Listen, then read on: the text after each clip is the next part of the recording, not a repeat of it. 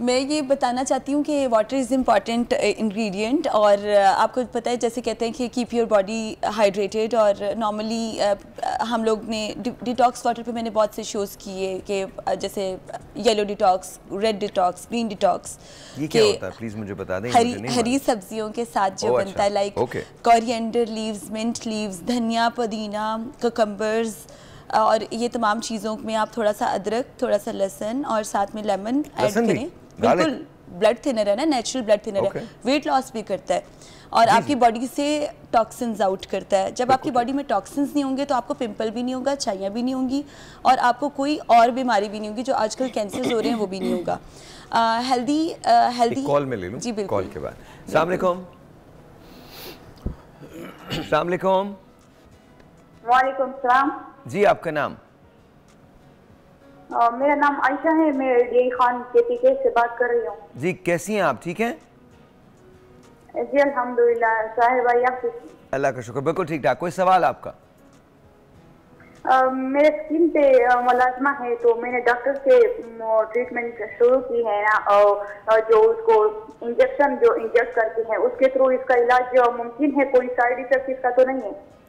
Doctor साहब, you want to take that? Alright, अगर ये ग्लूटाथायोन के इंजेक्शंस की बात कर रही हैं तो हम मलाजमा की छाइयों के इलाज के लिए मैं ग्लूटाथायोन के इंजेक्शंस को रेकमेंड नहीं करती।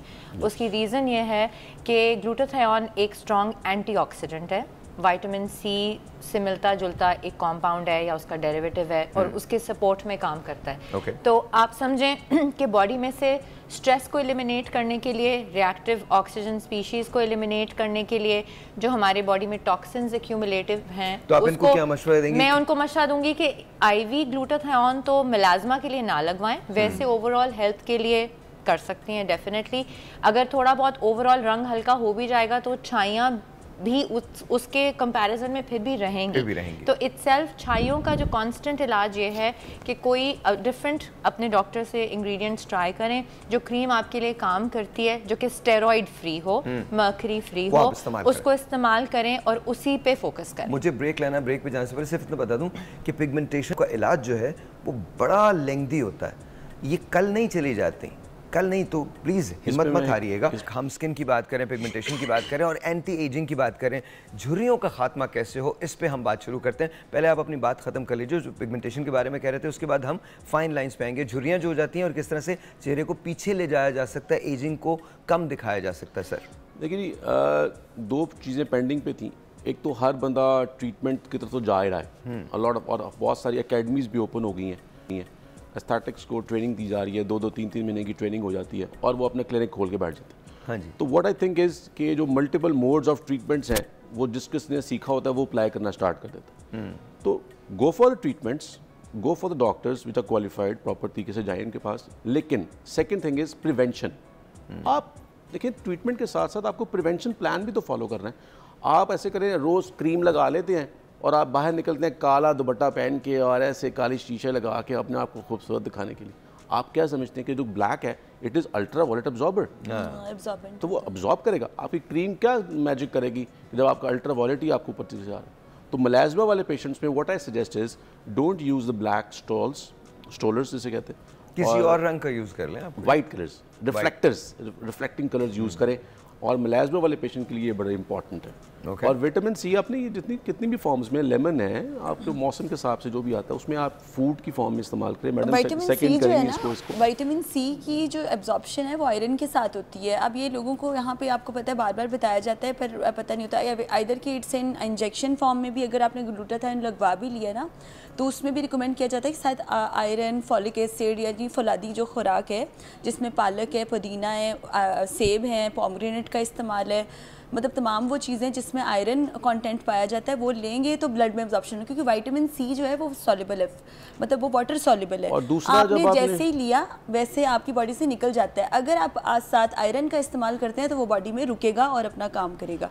ये बहुत जैसे अनीमिया है, बहुत सारे लोग डायग्नोस करना बहुत ज़रूरी है ना, जैसे मैडम ने जिक्र किया कि डायग्नोसिस बहुत इंपॉर्टेंट है। Not go for the treatment भी लाए, लेकिन डायग्नोस तो करें उसको वजह क्या हुई। तो जब आप उसकी रूट कॉज पर पहुंचते हैं, सर पूरा मुल्क विदाउट डायग्नोसिस चल रहा है। मैं कहती हूँ पता ही नहीं है कुछ, पता है लोग मेडिसिन, लेकिन हमारी रिस्पांसिबिलिटी है ना, लोग बिल्कुल सही कह रहे हैं, लोग मेडिकेशन ले रहे हैं विदाउट टेस्ट। डर्मेटोलॉजिस्ट के पास जाएं बिल्कुल, या बिल्कुल। सर्टिफाइड डॉक्टर के पास जाएं जिसने आपकी बीमारी को ट्रीट करना है, जो उसका स्पेशलिस्ट है, और उससे इलाज करवाएं। Agreed 100% agreed. मैंने वाकई ये जुमला बहुत sarcastically कहा है कि हमारा पूरा मुल्क कैसे चल रहा है, हमें पता नहीं एग्जैक्टली प्रॉब्लम क्या है। मेडिसिन ले रहे हैं, अभी हम गूगल डॉक्टर्स पे आएंगे, वो सबसे एंड का था। अभी हम गूगल डॉक्टर्स पे आएंगे। एक telephone call, let's see who this is online. अस्सलाम वालेकुम जी, आपका नाम? आपका नाम? हेलो,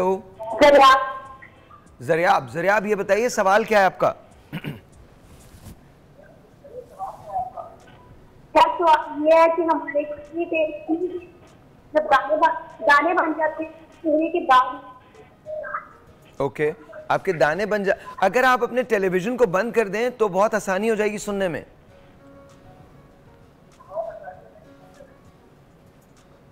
जी बंद कर दिया। अब बताइए। जो है ना उसके लिए ट्रीटमेंट करवाया है और कुछ भी मतलब हो रहा और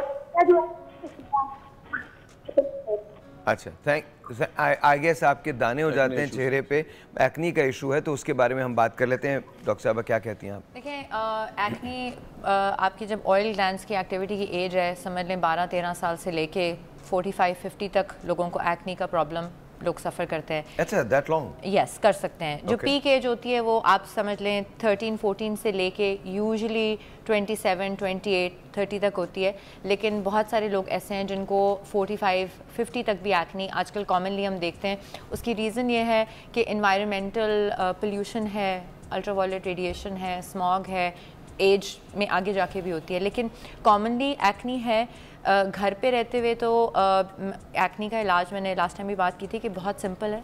आपने खुद टोटके करने की बजाय आप डर्मेटोलॉजिस्ट को दिखाएं, उनको जाके अप्रोच करें, अपनी एक्नी की टाइप को आइडेंटिफाई करें, उस टाइप के मुताबिक वो आपको रेटिनॉइड, बेंजोइल पेरोक्साइड, क्लिंडामाइसिन, खाने वाली कुछ सिंपल दवाइयाँ होती हैं जो कि नुकसानदेह नहीं होती, वो दे सकते हैं। स्टेप बाय स्टेप ट्रीटमेंट होता है। अगर आपकी हार्मोनल इश्यूज़ हैं उसका डायग्नोसिस होना चाहिए। अगर आपकी कोई बैक्टीरियल इन्फेक्शन है जो कि आपकी एक्नी को प्रमोट कर रही है, उसको देखना चाहिए। अगर सिर्फ एज रिलेटेड मतलब टीनेज एक्नी हो रही है तो वो उसमें 2-3 चीज़ें हैं। बच्चे आजकल जो कॉमनली मैं देखती हूँ वो चेहरा धोते नहीं हैं, वो चेहरे को सिर्फ पानी लगा लेते हैं। हाँ, इवन हमारे घरों में भी ऐसे होता है कि वो समझते हैं कि मैंने वॉश कर लिया। तो एक अच्छे फेस वॉश या सोप के साथ जो माइल्ड हो उसके साथ आपका चेहरा वॉश होना चाहिए घर आके, स्पेशली क्योंकि आप धूल, मिट्टी, गर्दो गुबार, पोल्यूशन बाहर से लेके आ रहे हैं, तो उसको प्रिवेंट करें। ये तो होगी प्रिवेंटिव, लेकिन अगर प्रिवेंट करने की कोशिश के बावजूद भी आपको एक्नी हो रही है तो फिर और वो स्कार छोड़ रही है तो उसका 110% ट्रीटमेंट अवेलेबल है। आप just see a dermatologist and treat. और आजकल मेरे ख्याल में अल्हम्दुलिल्लाह पाकिस्तान में इतने माशाल्लाह ट्रेंड डर्मेटोलॉजिस्ट हैं जो कि मुख्तलिफ शहरों में काम कर रहे हैं, तो approach is not very difficult और इतना महंगा इलाज नहीं है।